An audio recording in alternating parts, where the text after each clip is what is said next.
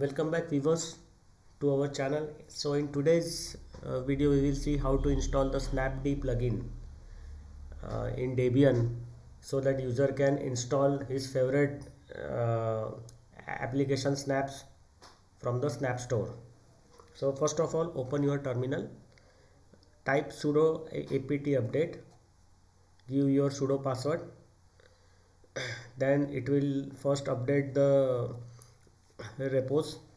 After that, it will read the package list, build the dependency tree, read the state information of the system.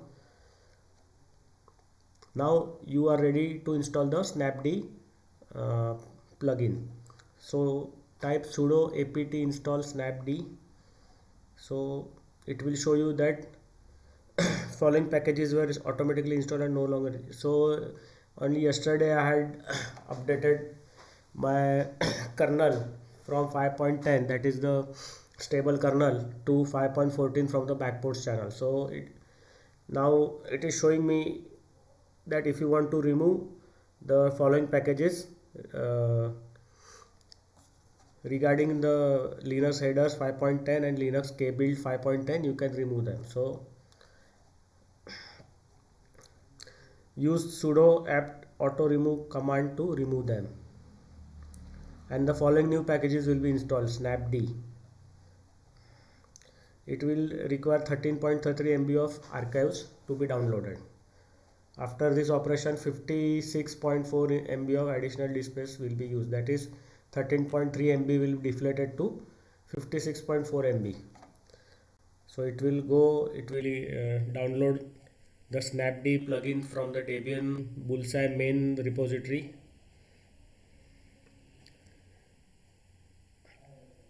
It will now unpack the package. Now it will set up the Snapd plugin. It will create a system link. So multi-users, all the users on this laptop, multi-users can access the Snapd plugin to install their favorite snaps. So you can see here the trigger service has been triggered, and recovery also, Snapd recovery. Suppose something happens during the installation, you can recover your system back to normal. So many times happens if you install some new app package, there is some breakages, there are some issues due to the package dependency. So you can recover from the package dependency issues.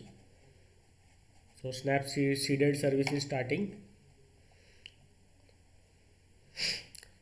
So after the hard system links, that is the hard links, have been done, it will start the Snapd recovery chooser. Snapd socket, Snapd service, all has started. Then it processes triggers for the GNOME menus, man database, dbus. So Snapd can use the dbus to exchange messages, processing triggers for desktop file utils. Then after the Snapd, here the Snapd plugin has completed installation. So next step is to install the Snap core. You have to give the your sudo password, it will get installed. That's it. So after this, you better to give a reboot to your system, so all the components will work properly using the system links, and all the services will be started. Otherwise sometimes it happens that some services don't start.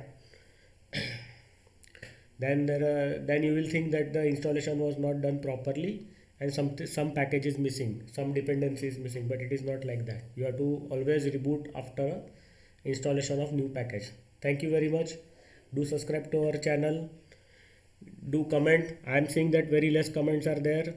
Almost no comments are there in the channel because it is very new, just 15 days old. Better you start